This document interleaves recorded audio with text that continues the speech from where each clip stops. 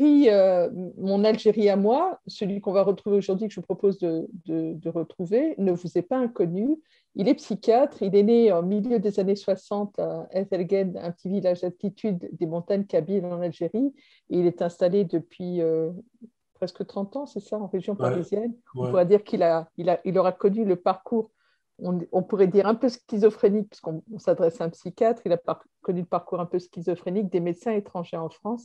Je vous propose de retrouver le docteur Tayeb Ferraghi. Bonjour docteur. Bonjour, Azul. أزلفلك الجزائري. Mhm. أنا قبيلي تسجينا فرانسيس. 19. Oui, alors c'est pas moi qui me livrerai, comme vous le savez, vous avez l'habitude, je me livrerai pas à cet exercice un peu périlleux, mais c'est vrai que je t'autorise, je serais ravie effectivement si on pouvait mener cette interview en version multilingue, en kabyle et en français, ça permettrait à un plus grand nombre de nous suivre. On connaît le médecin. J'ai eu l'occasion de t'accueillir à plusieurs reprises sur le plateau d'AlloMJ. Aujourd'hui, plus que le médecin, c'est l'écrivain et puis surtout l'enfant venu de Kabylie, dont je voudrais recueillir un petit peu quelques souvenirs. Celui qui a écrit exige que je soigne la migration d'un enfant de Kabylie, également écrit sur ce frère venu d'ailleurs. Que lui reste-t-il de cette Algérie qu'il a quittée il y a une trentaine d'années, enfin qu'il a quitté, il va nous raconter. J'ai envie de dire que moi, mon Algérie, elle est toujours là, je la porte en moi. Et Mm. la seule vraie, justement, c'est celle, je pense, pour tout le monde, c'est celle qu'on porte en soi. Et d'ailleurs, chaque retour, moi, je le compare à une espèce de quête, parfois désespérée, de retrouver justement cette Algérie qu'on a en soi, qu'on espère retrouver et qu'on retrouve par bribes, par petits morceaux, par souvenir, mais qu'on retrouve jamais complètement. Et c'est pour ça qu'on y tient tant. Mm. En plus, c'est compliqué depuis une année. On ne peut pas aller en Algérie, donc les voyages que tu avais l'habitude de faire pour te ressourcer doivent te manquer forcément. Ah, c'est compliqué, certes, c'est compliqué parce que c'est pas la première fois que c'est compliqué. En tout cas, je pense pour les gens de ma génération, il y a eu déjà une première, j'ai envie de dire, expérience de complication. Dans le sens où, comme beaucoup d'autres, moi, je n'ai pas pu aller en Algérie pendant plusieurs années à cause du service militaire, hein. Je pense que beaucoup ont vécu ce manque-là, cette impossibilité d'y aller. Mais à l'époque, on n'y allait pas, mais en même temps, il y avait peut-être la nostalgie, la frustration de ne pas pouvoir y aller. Mais aujourd'hui, ce qui complique les choses, c'est à la fois l'incertitude et l'inquiétude. Parce que il y a une part de nous-mêmes qui est là-bas, il y a des amis, il y a de la famille, et surtout, il y a des morts de ce côté-ci et de l'autre côté de la Méditerranée. Donc la complication, elle est surtout à ce niveau-là. Mais sinon, je crois que quand on partage un parcours de ce type-là, la complication est une compagne de route. Mm. On a, on la côtoie, on fait avec elle et on s'en accommode. Et puis on ruse avec elle. Et puis voilà, donc la vie continue. Mm. Bon, je disais, je te proposais de participer à ces souvenirs, à ces collectes de témoignages. Quand on parle de ton Algérie, est-ce qu'il y a un souvenir immédiat qui revient à ton esprit? Ah non, il n'y a pas un souvenir, il y a une multitude de souvenirs. Et en fait, les souvenirs se bousculent dès que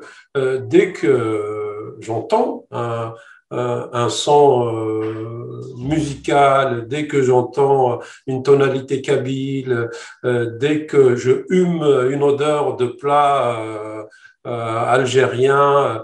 Il y a comme ça une remontée de souvenirs, d'odeurs, de plein de sensations. C'est souvent sensoriel, olfactif. Euh, j'ai envie de dire, photographique. Voilà, la mémoire dans toutes ces expressions refait surface, souvent à la mesure un peu de la nostalgie qu'on peut avoir par rapport justement à toute cette partie-là de notre vie. Alors que tu ne diras peut-être pas le contraire, que ce soit toi ou sur le précédent volet, Docteur Boudaren, vous avez vécu quand même des jeunesses, des enfances un peu compliquées, dans des conditions un peu difficiles, dirons-nous, pour rester poli. Alors, moi, je n'irai pas, puisque tu cites Mahmoud, par exemple, Boudaren, je n'irai pas jusqu'à me comparer à lui. Je veux dire, Mahmoud, c'est un orphelin de la guerre de libération, il a quasiment pas vu son père, il est né avant l'indépendance, Et tu es né après, ouais. donc il a fait des expériences qui n'ont rien à voir avec les miennes. Moi, je suis vraiment de la génération d'après l'indépendance. Il y a beaucoup de choses qui m'ont été épargnées. Et du coup, la mémoire est forcément différente. Après, le parcours scolaire, les activités, les loisirs, et il y a effectivement énormément de choses qui sont communes ou du moins semblables. Mm, mm. Ah, Il y a- puisqu'on oui, avait vocation à suivre nos aînés. oui. Il y a une anecdote que tu m'avais racontée une des premières fois qu'on s'était rencontrés, j'avais eu du mal à le croire. C'était, je voudrais l'évoquer parce qu'elle vaut sans plus en d'or. Tu m'avais dit que tu avais appris à skier à Ettelgen sur des planches de bois et j'avais eu du mal à le croire, mais c'est une réalité, par exemple. Non, c'est pas du bois. En fait, Oui, en Kabyle, on dit oufel. C'est une plante. d'accord. C'est une plante. Bah tiens, j'ai perdu le terme en français. Je suis désolé. On ne Mais trouvera, on ne oufel, trouvera. c'est une espèce de plante qui, en théorie, ne sert à rien, qui est sauvage, qui pousse dans la montagne, qui a une grande tige en fait, et qui peut faire jusqu'à 2 mètres, 2 mètres 50 de long, et elle est plus légère que le bambou. Mhm. Elle est pleine à l'intérieur, mais c'est une matière très légère. Et en fait, elle pousse en été. Et du coup, quand l'hiver arrive, les tiges, elles sont sèches. Donc, elles deviennent plus elles sont sèches, plus elles sont légères. Mhm. Donc, on les coupe et en fait, il suffit juste de les tailler très légèrement avec un couteau pour enlever ce qui peut ressortir. Et puis, en fait, sur un des côtés, on va tailler l'équivalent d'une semelle, de 2 semelles l'une derrière l'autre. Ben, on se mettait debout et puis on apprenait d'abord à skier sur des congères. Et ça, on pouvait le faire même en été parce qu'il y avait des endroits, en tout cas par chez moi, il y avait en particulier un endroit où il y avait ce qu'on appelle des neiges éternelles. Donc, il y avait des congères. On pouvait apprendre déjà dès l'été comme ça. Et l'hiver venu, bah, du coup, c'était le seul moyen de descendre avec des skis improvisés. Voilà, les pentes du Jura. Oui, mais c'est comme ça que j'ai appris à skier, effectivement. Mhm. Et Après, d'ailleurs, on a surtout appris à faire de la luge avec des jerrycans troués qui ne pouvaient plus servir à aller chercher de l'eau. Donc, en fait, on enlevait un des côtés et puis on se mettait dedans et on descendait. Il n'y avait ni frein, ni à la grâce de Dieu, et puis on descendait. Et puis, en fait, le terminus, c'est en bas. Et ça dépend, en fait. Il pouvait se faire sur la tête, sur le dos, sur le côté. Et parfois, il se faisait à l'endroit. on a forcément les souvenirs de ces jouets construits avec 2 bouts de bois, 4 boîtes de chemin pour faire une voiture ou ce genre de choses, parce qu'on est de la même génération. Ah, mais bien sûr, bien sûr. Et puis chaque saison avait ses jouets, bien sûr. Mhm. L'été, il y avait un jouet en fait dont le nom était dérivé de ce qui pouvait lui permettait de se mouvoir. On l'appelait roulement. Roulement, en fait, c'est des roulements à billes des voitures. On prenait des planches, donc on en mettait 2 à l'arrière et une à l'avant avec une espèce de guidon.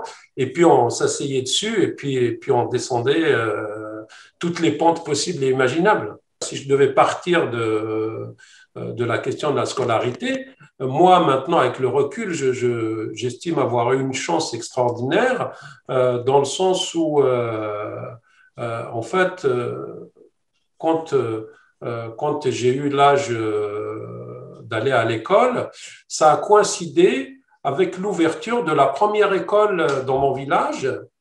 Donc, mon père m'a mis dans cette école-là, mais très vite, il s'est dit, c'est pas possible, c'est pas possible, je ne peux pas laisser mon fils dans cette école. Et j'ai envie de dire, il a eu du nez, parce qu'en fait, tous les copains de ma génération qui sont restés dans cette école n'ont pas pu aller au-delà du cycle primaire, parce que cette école, même si elle a été ouverte, je crois, en 1970, elle n'a pu envoyer des enfants au collège que quasiment une dizaine d'années plus tard.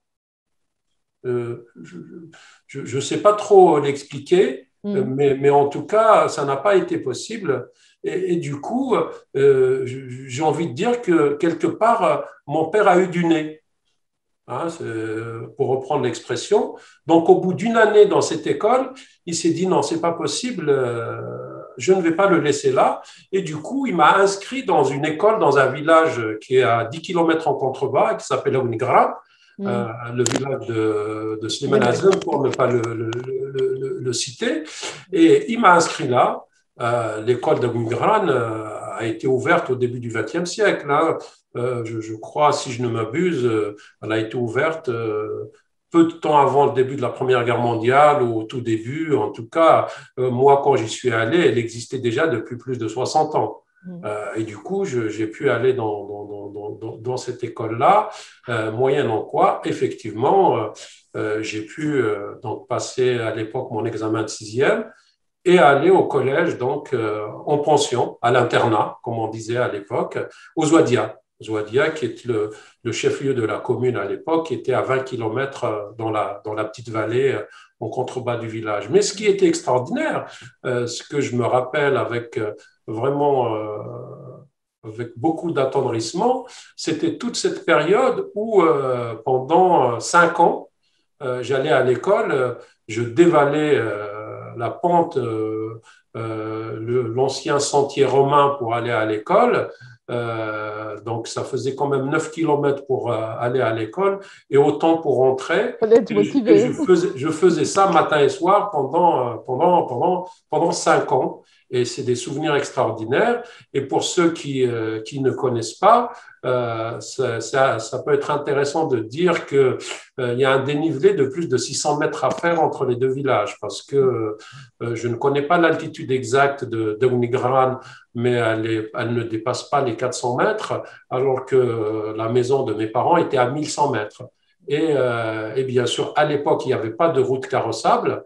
Et donc, c'était uniquement un sentier romain, oui, dont une partie sur au moins 2 kilomètres était creusée à même la falaise, hein, parce qu'il y a un endroit du passage où il y a un précipice d'au moins, je sais pas, 200, 300 mètres vers le précipice en contrebas, et puis une dalle infranchissable de pareil 200, 300 mètres vers le haut, vers le sommet de la montagne. Et là, donc, c'était juste, il n'y avait pas de via ferrata, mais vraiment le chemin était creusé dans la falaise. Et c'était extraordinaire. Et ce chemin-là, dans ma mémoire, est rattaché à un souvenir très, très particulier. J'étais en CM2, donc ça faisait déjà des années que je faisais ce chemin qui m'était plus que familier, hein, dont je connaissais la moindre... Marcel, je veux dire, tu le faisais seul souvent, ce chemin? Alors justement, je ne le faisais pas seul. Mon père a réussi à convaincre un voisin du bourg de mettre son fils avec moi, parce que mon père tenait absolument à ce que j'ai un compagnon de route. Donc on était deux à le faire. Pendant une année, on a même été trois, mais ça n'a pas duré longtemps. Je crois qu'on était deux pendant 5 ans, et pendant 2 années, on était trois. Mais le troisième, très rapidement, il était hébergé par sa famille, donc des proches parents, donc il ne faisait plus la route avec nous tous les jours. Et pour revenir à ce souvenir assez particulier, j'étais en CM2 et on remontait donc le sentier qui nous ramenait au village, et on arrive justement au fameux passage où on est sur le flanc de la falaise, en fait. C'était en fin de journée et nous, on ne savait pas. Il y avait un homme dans le village, donc en haut, un monsieur qui revenait de France pour ses congés. À l'époque, c'était très à la mode. Il était revenu avec un fusil de chasse que vraisemblablement, il ne savait pas beaucoup manier et tout ça. Donc, il était sorti avec son fusil pour aller à la chasse et il a tiré sur un sanglier qu'il a blessé mais pas tué. Du coup, le sanglier ensanglanté a fui et il a pris le fameux chemin. Oh, Donc, à un moment donné, on se retrouve nez à nez avec un sanglier enragé parce que blessé. c'est ce qu'on dit. Et on était trois enfants qui avaient 9 ans et en face, un sanglier qui descendait et nous, on remontait. Et en fait, je ne sais pas trop comment, donc avec un camarade, on a eu la présence d'esprit de sauter, d'escalader la falaise sur 2-3 mètres. Donc, on a échappé au sanglier. Et le troisième qui était avec nous, et le malheureux, il n'était même pas scolarisé avec nous. C'était quelqu'un qui faisait le chemin uniquement ce jour-là avec nous. C'était pas du tout, il n'était pas du tout à l'école, il n'avait pas l'habitude d'emprunter ce chemin-là et tout ça. C'était tout à fait par hasard que ce jour-là, il partageait le chemin avec nous. Et en fait, le sanglier lui a sauté dessus et il a commencé à le mordre. Et en fait, il l'a mordu à l'abdomen et il l'a mordu à la main, il lui a arraché un doigt. Et entre-temps, le fameux monsieur est arrivé. Il ne pouvait pas tirer sur le sanglier parce qu'il avait peur de blesser l'enfant. Et c'était un moment juste terrifiant pour nous tous.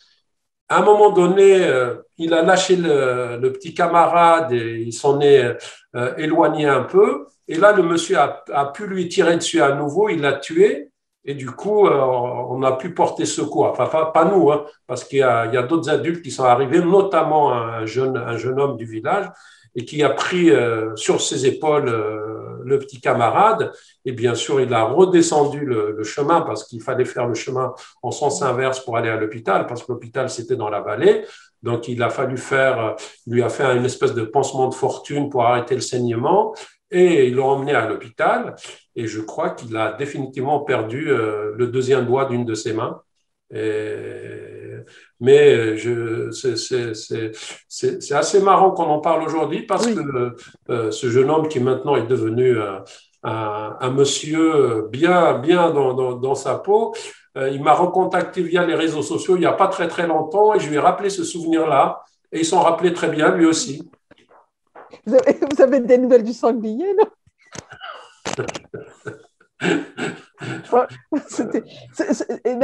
C'est vrai qu'aujourd'hui, on raconte ça avec la distance, effectivement, et des souvenirs plutôt heureux, en tout cas moins traumatisants, j'imagine, qu'à l'époque, mais c'était quand même... aujourd'hui, on aurait du mal à lâcher nos enfants, à laisser nos enfants de 10-11 ans partir comme ça à l'école tout seul. On ne les laisse déjà pas faire 50 mètres seuls. Toi, on ne se posait pas la question, c'était comme ça. Non, mais je crois que c'est une erreur de comparer. Il y a juste, je crois qu'aujourd'hui, bien sûr, on sait tous ce que l'Algérie a vécu ces 20 dernières années. Je crois qu'aujourd'hui, ce n'est pas uniquement en France, même en Algérie, les enfants ne partent plus seuls à l'école. Hein. Personne ne laisse plus partir ses enfants seuls à l'école. Mais c'est une question étendue, complexe, et c'est juste, non, je crois qu'il faut éviter de comparer à l'époque. À l'époque, je veux dire, bien avant d'aller à l'école, moi, j'ai des souvenirs où on partait parce que ici en France, on parle d'alpage quand le bétail monte à la montagne l'été et tout ça. Je ne sais pas, je vais tenter un néologisme puisqu'il n'y a pas les Alpes en Kabylie, mais le Djurdjura. Donc, on va dire les Djurdjurages parce que moi, mon père avait un cheptel et je me rappelle que dès la fin de la fonte des neiges, c'est-à-dire, et là, pour le coup, ça me permet de parler de l'organisation sociale à l'époque. Et en fait, c'était l'assemblée du village qui décidait quand est-ce qu'on pouvait commencer à lâcher le bétail pour aller paître à la montagne. Parce que c'était une espèce de souci d'équité et d'égalité entre tous les citoyens du village. Et celui qui se permettait de le faire avant les autres, il était mis à l'amende. Donc, il y avait une réunion de l'Assemblée du village et qui disait, par exemple, à partir de telle date, par exemple, le premier week-end du mois de juin, eh bien, tout le monde peut maintenant faire paître son bétail à la montagne.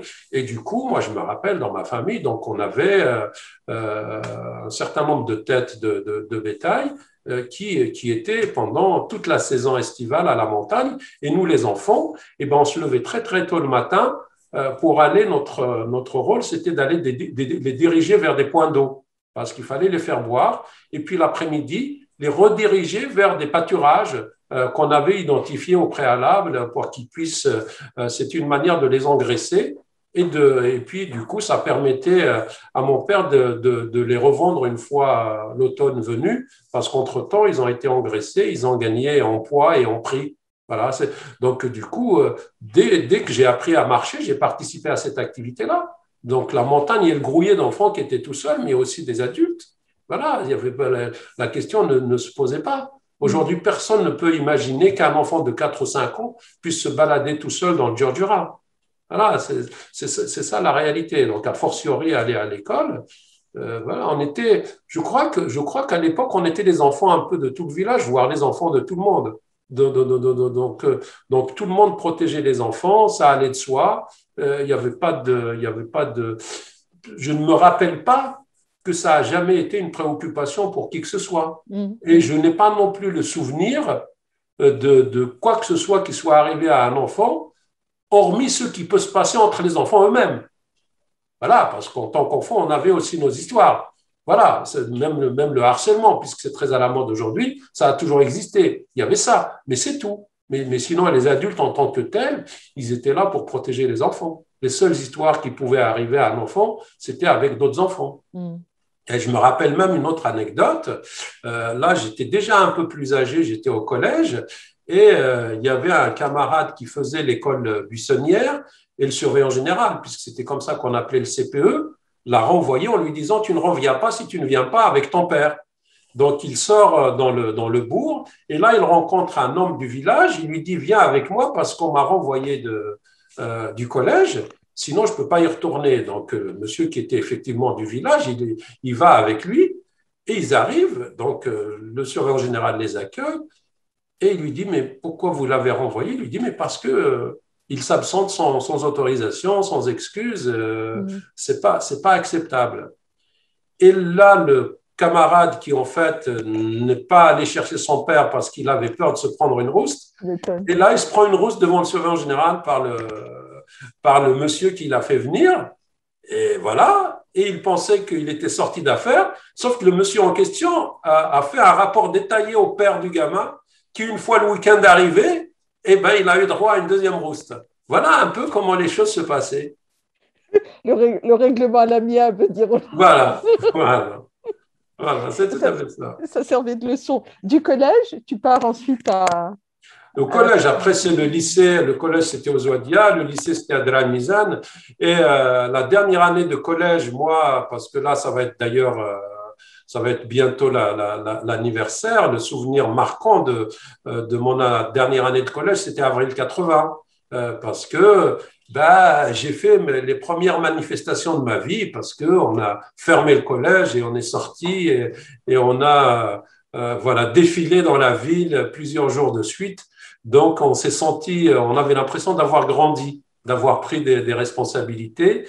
Et je crois que c'est avril 80 qui m'a ouvert à la conscience politique. C'est à partir de là que j'ai commencé à me soucier des questions politiques, à m'intéresser à ce qui se passait autour de moi. Et que c'est à partir de là que j'ai commencé à m'intéresser à la question culturelle. Et par la suite, quand je suis arrivé à l'université, aux questions démocratiques de manière plus globale. Voilà, donc mon année de troisième a été vraiment marquée par les manifestations d'avril 80. Et puis voilà. Et puis la rentrée suivante, j'étais au lycée. Le lycée, c'était à Dramizane, donc c'était encore plus loin.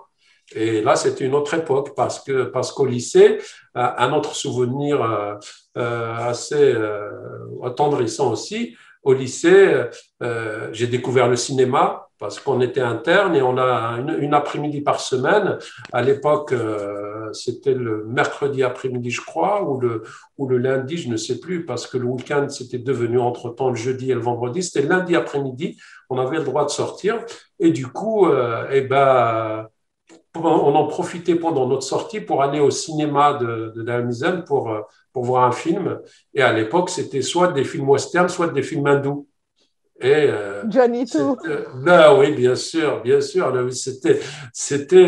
fallait jouer des épaules et des coudes pour avoir une place. Et voilà. Donc, à l'adolescence, avec les pulsions, les émotions, les sentiments qui commencent à émerger. Donc, il y a plein de souvenirs qui sont rattachés à ça. Et j'ai commencé à écrire à ce moment-là. J'ai commencé à écrire de la poésie, des petites histoires à ce moment-là. C'est très, très intéressant, une période très, très intéressante. Ouais. Mm. Ouais, ouais, ouais. C'est l'époque où tu perds ta maman aussi, non? Non, c'est en fait, ma maman est partie l'année de mon bac. En fait, elle est partie l'année où je suis rentré à l'université. Elle est partie en octobre et moi, j'ai fait ma rentrée en septembre à l'université. Donc, j'avais 18 ans et je venais d'arriver à l'université. Là aussi, un autre souvenir avec je savais pas trop ce que je voulais faire comme. Si, je savais, mais Tu voulais faire j'hésitais un médecine. peu. J'hésitais un peu sur ce que j'allais faire comme étude. Et puis ma mère, qui était malade depuis de longues années, avant d'aller m'inscrire, je m'étais assis avec elle. Elle avait beaucoup de mal à respirer et tout ça. Elle était devant la maison, assise sous la vigne, parce qu'en septembre, il fait encore chaud. Non, pardon, en juillet, parce que les inscriptions, c'était en juillet. Il fait très, très chaud. Je discutais avec elle et je lui dis, voilà, je vais aller m'inscrire et tout ça. Elle me dit, qu'est-ce que tu vas faire? Et je lui ai dit, je vais peut-être m'inscrire. Moi, je pensais à l'architecture, mais je ne vais pas lui dire architecture parce qu'elle ne pouvait pas comprendre. Donc, je lui ai dit, je vais m'inscrire pour apprendre à construire des maisons et des palais des trucs. Et là, elle me regarde un peu dubitative. Elle me dit, mais je ne sais pas qu'est-ce que vous avez, mes enfants, parce qu'il faut dire que moi, j'avais deux grands frères. L'aîné il terminait ses études d'ingénieur en hydraulique. Et le deuxième était à l'université, il faisait des études d'informatique. Donc, elle me dit, je ne sais pas ce que vous avez, mes enfants.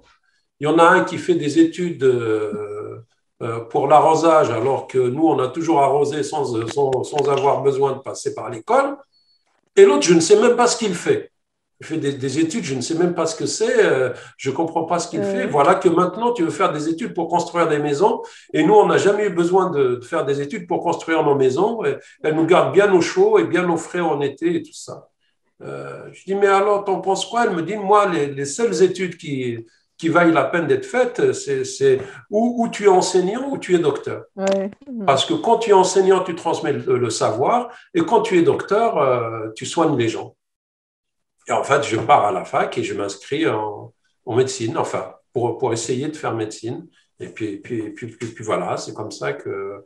Et puis j'ai commencé, et puis ça m'a plu, et puis l'histoire a démarré comme ça. Première année de l'ouverture de l'université de Tizi, c'est ça ou la deuxième Pas du année? tout, pas du tout. C'était la troisième année, moi. Troisième année. C'était la troisième année. La troisième année de l'ouverture de la fac de médecine. Oui. L'université en elle-même était ouverte depuis plus longtemps. Elle était ouverte depuis 6 ans.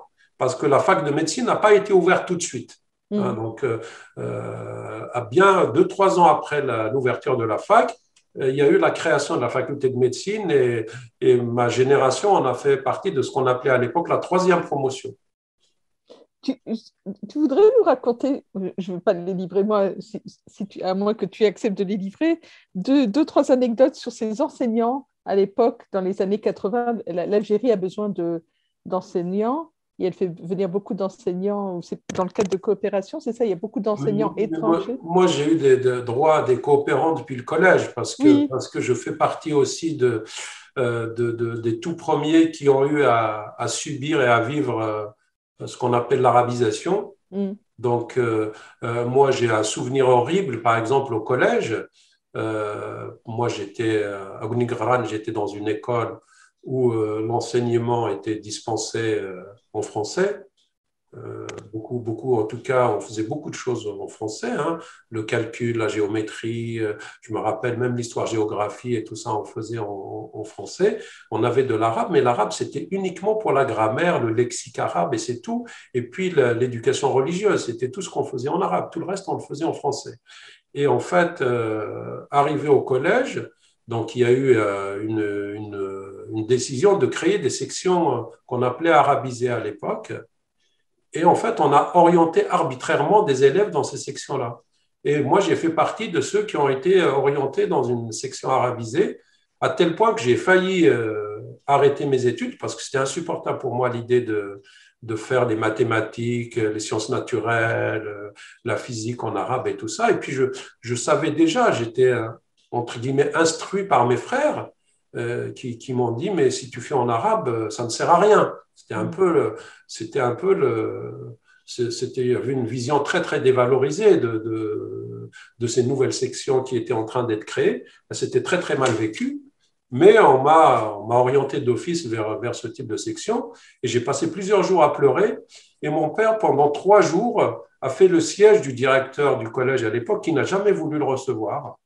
Et au 3e jour, il l'a même pas reçu, il est juste sorti lui dire dans ce qui servait de banc de salle d'attente, il lui a dit, écoutez, si vous voulez que votre fils fasse des études, laissez-le dans la classe où il a été orienté. Si vous voulez qu'il devienne un berger, ben reprenez-le avec vous. Et mon père, complètement désemparé, découragé, est revenu me dire ça à la maison. C'est un peu la mort dans l'âme que je suis retourné parce que tout m'est pas devenir berger, quoi. Donc, j'y suis allé quand même. Et du coup, j'ai eu droit à des enseignants qui venaient d'Irak, de Syrie, de Palestine, d'Égypte. Et puis voilà, c'est des expériences qu'il vaut mieux oublier. Non, mais tu m'as raconté des anecdotes. Mais parce que ça commençait là. Oui. Parce que j'ai le souvenir d'un enseignant égyptien d'histoire-géographie. Alors, je ne sais pas si c'était au collège ou au lycée, ma mémoire me fait défaut, mais je crois que c'était au collège. En fait, quand il donnait un devoir, il donnait des notes en fonction du nombre de feuillets qu'on lui rendait. Et on s'était rendu compte qu'en fait, il ne lisait pas nos devoirs, il corrigeait à la tête des élèves, et puis en fonction Du nombre de feuillets. du nombre de feuillets qu'on rendait.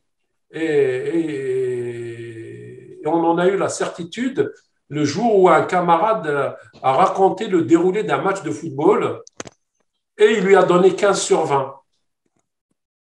Non, mais c'est dramatique. On aurait aujourd'hui. C'était en tout cas, ça fait partie de la réalité de ce qu'on a vécu comme génération qui ont essuyé les plâtres par rapport à un type d'enseignement dont j'ai envie de dire qu'on voit les résultats aujourd'hui en Algérie avec ce qui se passe.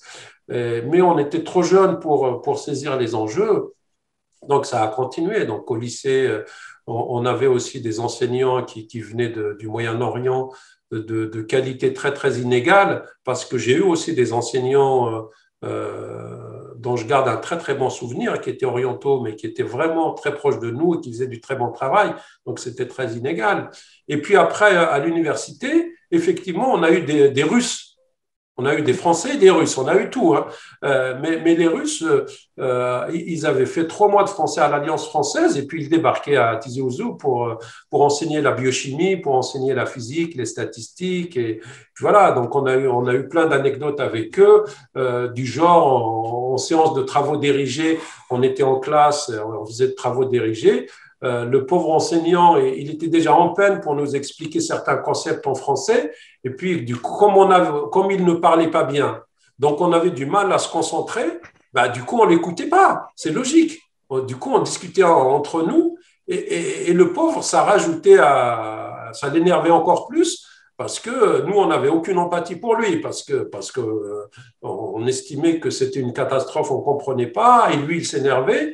Et à un moment donné, il avait envie de renvoyer un camarade qui discutait avec une copine, mais il ne savait pas lui dire en français, monsieur, sortez. Alors, il ouvre la porte de la salle, il se met dans le couloir, il lui dit, monsieur, monsieur. Et quand le copain le regarde, il lui dit, entrez, entrez. Genre, entrez, il va entrer dans le Au couloir, quoi. couloir. Voilà.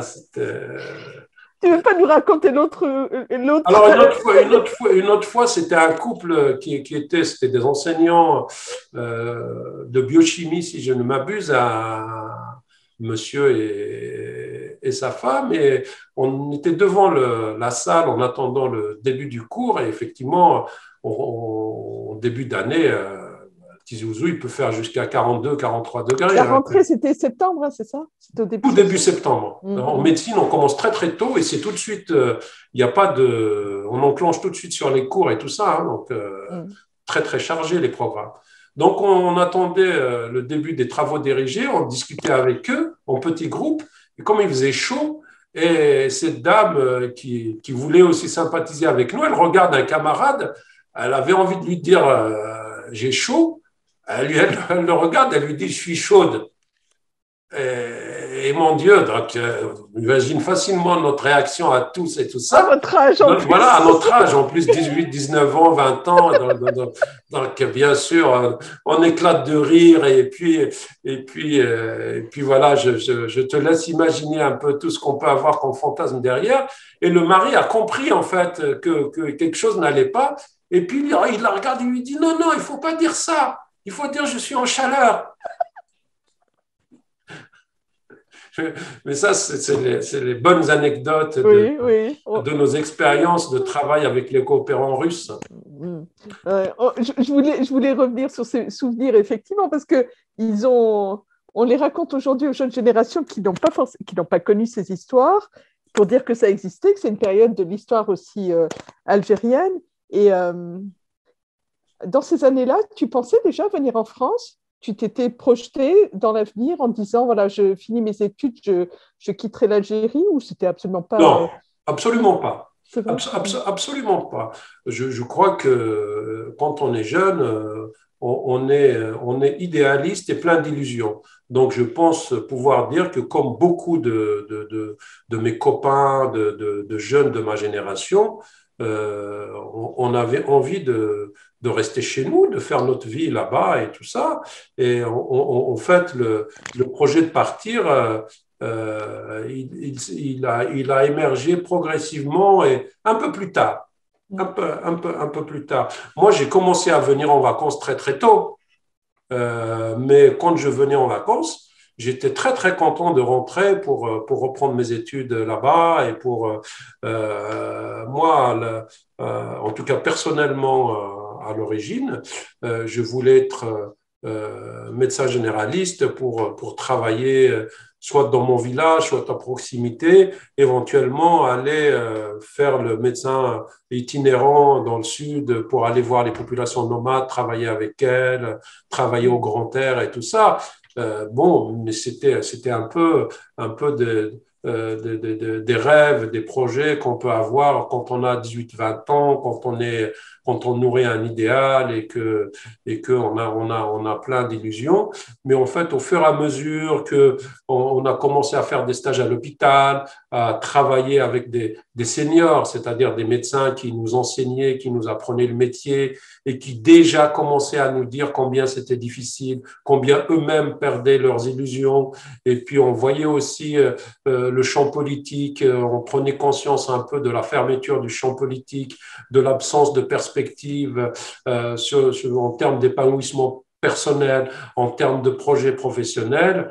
Et effectivement, voilà, après, personnellement, dans un premier temps, je crois que j'ai rusé avec moi-même. Hein. J'avais commencé à nourrir le projet de venir en France pour parfaire ma formation, pour apprendre justement la pédopsychiatrie, parce que j'ai toujours voulu faire la psychiatrie de l'enfant et de l'adolescent.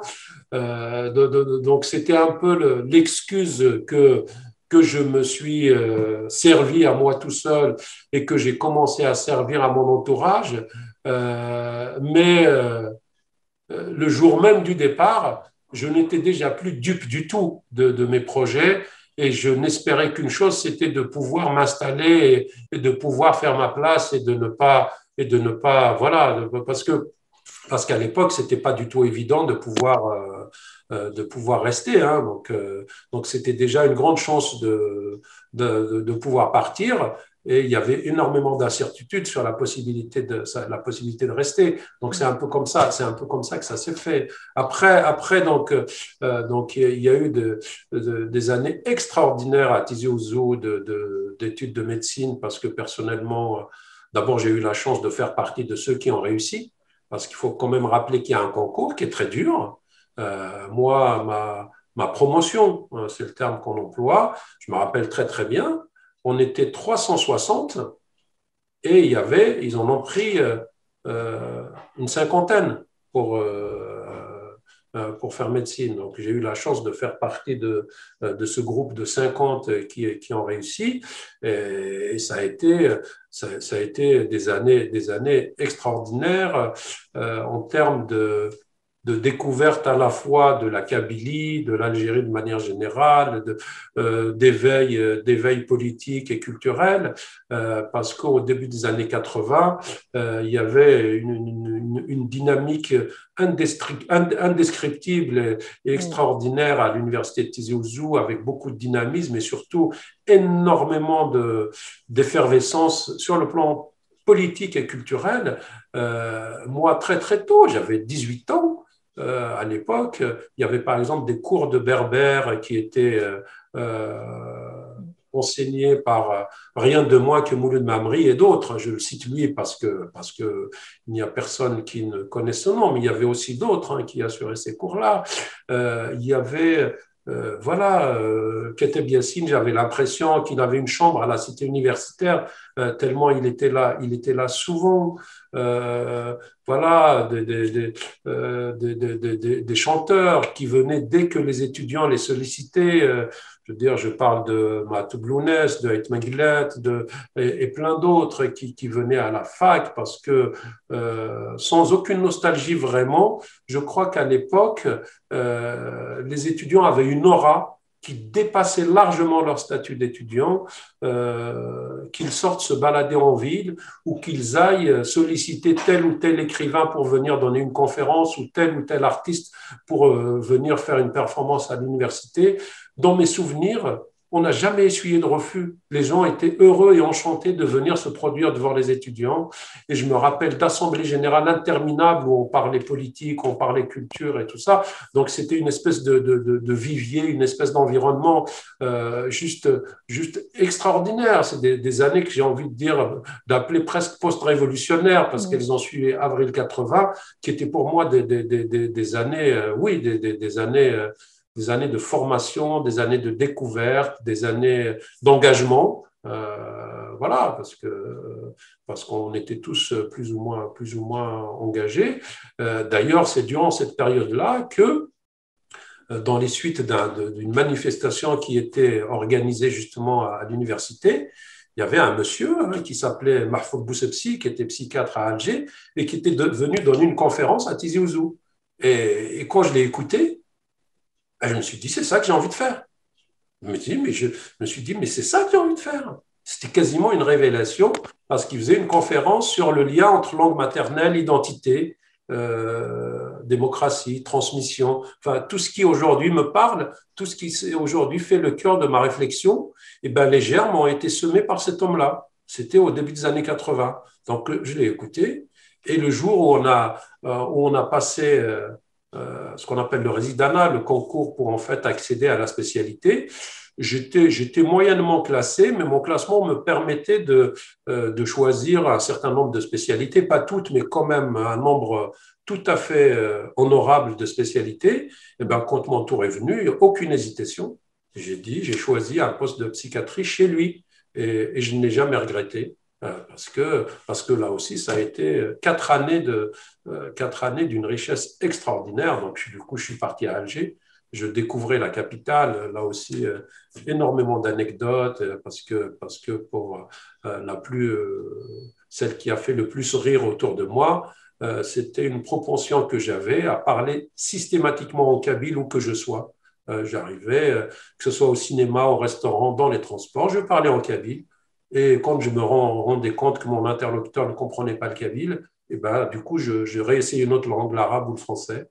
Ben voilà, donc, non, mais c'est important, je crois, à dire et tout ça. C'est des choses qui n'allaient pas de soi à l'époque et tout ça. Ça surprenait ceux qui sortaient avec moi parce que j'étais heureux de parler ma langue à Alger. Voilà, ça, et bien entendu, je te passe les détails de mon apprentissage de l'arabe populaire parce que ça en a fait rire plus d'un.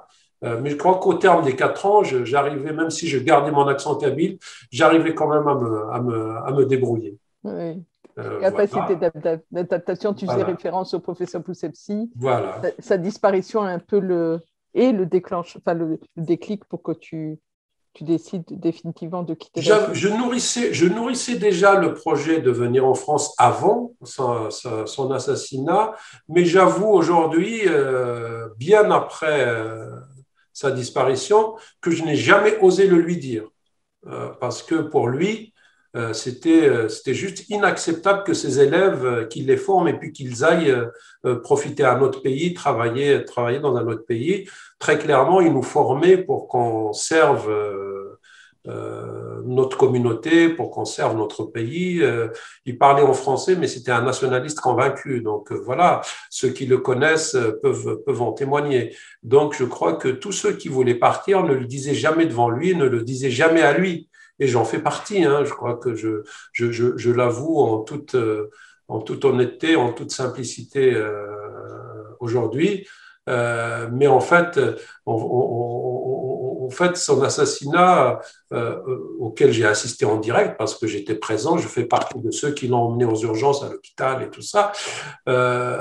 Son assassinat, à la fois, est venu balayer mes dernières illusions, si jamais il m'en restait déjà. Et puis c'était la preuve que c'était très compliqué, notamment avec pour moi l'épée de Damoclès qui était le service militaire, parce que je ne me voyais pas à 26 ans, 27 ans, aller donner 2 ans de ma vie dans les rangs de l'armée algérienne voilà, ce qui pour moi ne pouvait être justifié par rien du tout. Alors il se trouve que dans l'année qui a précédé son assassinat, en collaboration avec le Centre culturel français d'Alger, il avait organisé une série de conférences où il avait invité au moins une dizaine de professeurs de psychiatrie français qui venaient là-bas. Ils venaient, ils faisaient une conférence au Centre culturel français, du coup, qui finançait leur déplacement. Et à côté de ça, ils venaient dans le service pour nous faire des petites conférences, des petits staffs, et ils allaient aussi à l'Université de psychologie d'Alger pour donner un cours. Et un des derniers à venir, parce que lui, il a été assassiné le 15 juin 1993, un des derniers à venir, il m'avait demandé de m'occuper de lui pendant son séjour à Alger. Donc, je me suis occupé de lui et je suis allé lui faire visiter la Casbah, lui faire visiter Tipaza et tout ça. Et il était venu début juin. Et voilà, une dizaine de jours après son retour en France, Boucepsi a été assassiné. Du coup, quand j'ai débarqué en France un mois après, eh ben, je suis allé le voir parce que et il se trouve que c'était le professeur de pédopsychiatrie à Bobigny, hein, qui s'appelait Philippe Mazet, je crois qu'il est décédé à présent. Et donc, il m'a très bien accueilli dans son service. Et du coup j'ai fait une deuxième formation à Bobigny parce que j'ai refait mes études et j'ai repris des études à Bobigny, j'ai repris des études de psychiatrie, des études de psychologie. Et, en fait, j'ai passé 17 ans à Bobigny à faire des études et puis par la suite à travailler. Donc, j'ai envie de dire, j'ai commencé à apprendre avec Boucepsia à Alger, mais je me suis construit professionnellement à Bobigny. Et ça aussi, je le dois à Boucepsi, parce que sans lui, il y a peu de chances en arrivant, que j'aille à cet endroit-là en particulier. Voilà. Donc, c'est un peu comme ça que les choses se sont faites.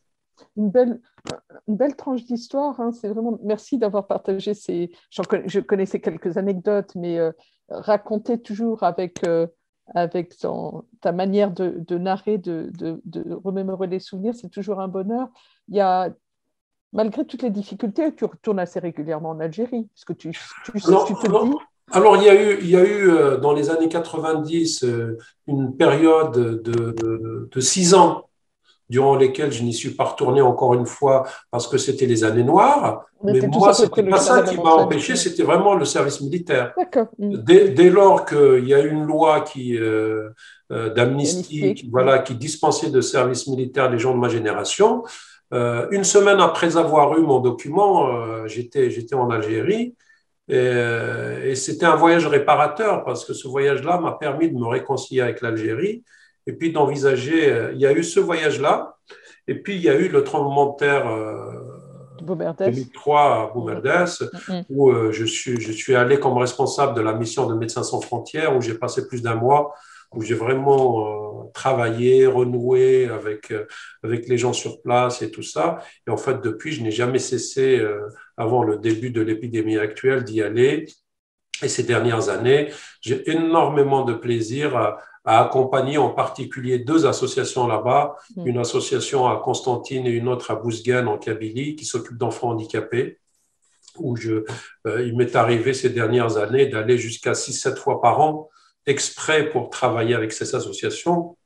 Non seulement j'y vais, mais en plus j'embarque toutes les bonnes volontés qui veulent bien venir m'aider là-bas, des psychologues, des orthophonistes, des psychomotriciens, des éducateurs, parce que l'idée, c'est d'aller à la fois pour leur témoigner notre soutien, mais aussi essayer de transmettre notre expérience, de faire des formations et à un niveau individuel, c'est-à-dire personnellement, je fais aussi des consultations, voilà, je fais des groupes de parole avec des parents et je suis impatient de pouvoir reprendre ce travail-là parce je suis convaincu qu'il y a beaucoup à faire. Et en tout cas, moi, ça me nourrit beaucoup. Même dans mon travail aujourd'hui en France,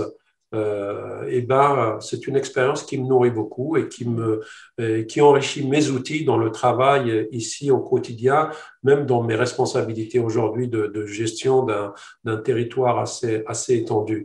Voilà. Mais ça j'ai envie de dire, j'ai parlé un peu de ma mémoire algérienne, mais ma mémoire, j'ai envie de dire, peut-être sérieuse, peut-être douloureuse, peut-être nostalgique, peut-être professionnelle.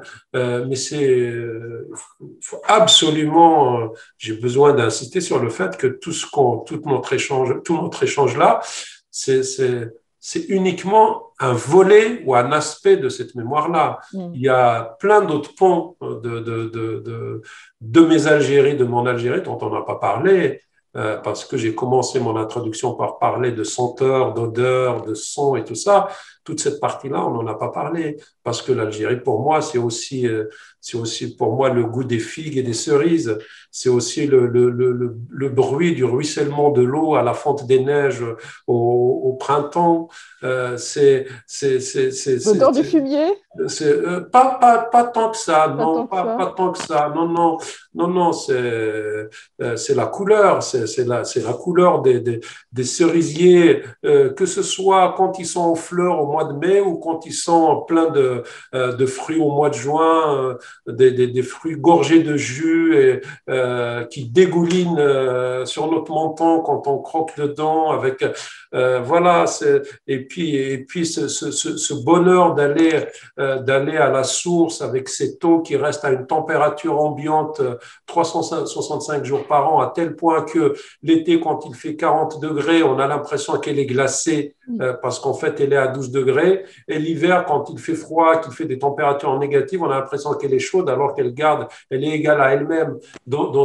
J'utilise exprès cette image-là parce que pour moi, mon Algérie à moi, est égale à elle-même. C'est nous qui changeons parce qu'on vieillit, mais en fait, je la garde toujours telle qu'elle est, avec ses travers.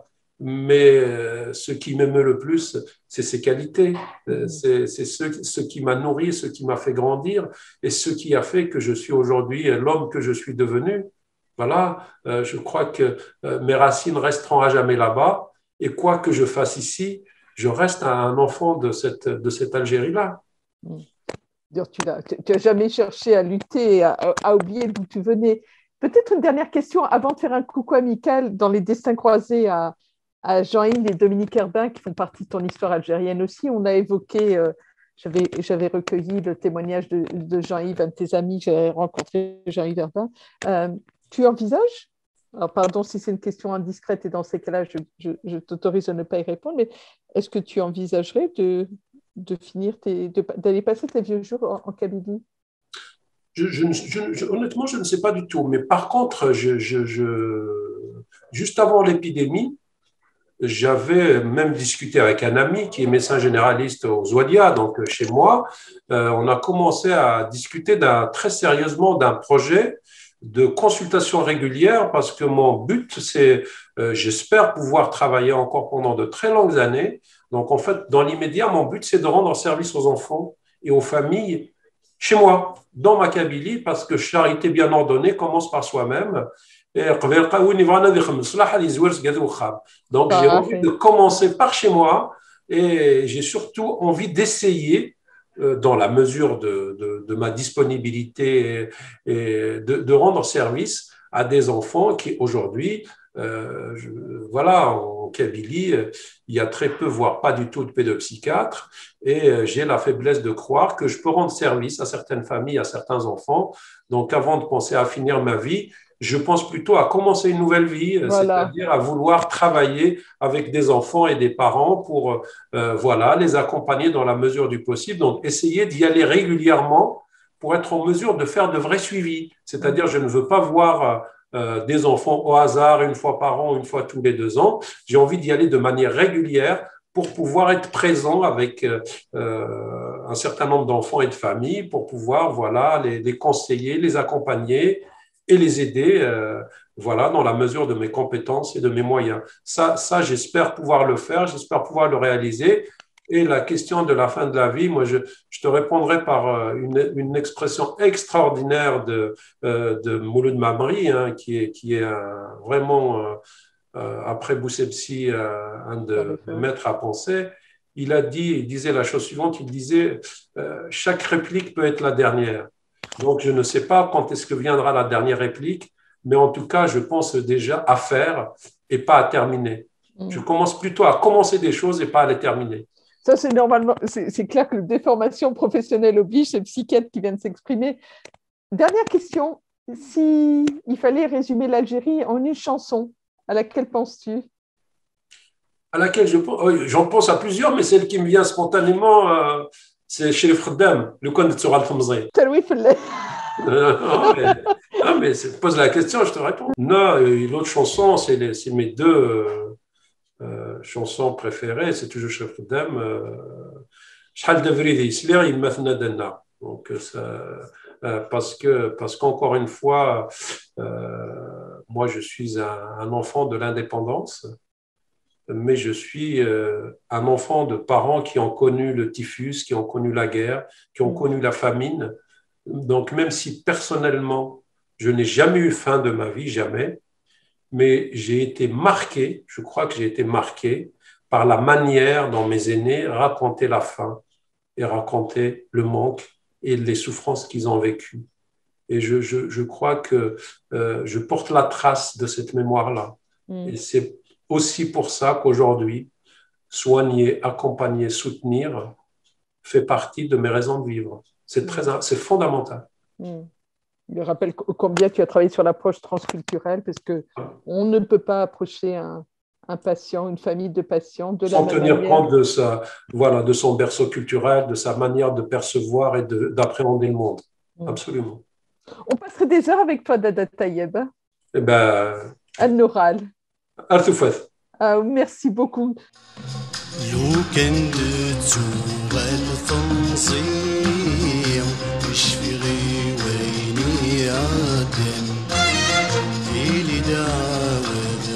السمغيم بدون سلاب وغلال يرنا عاش لو تكليم عالطبعه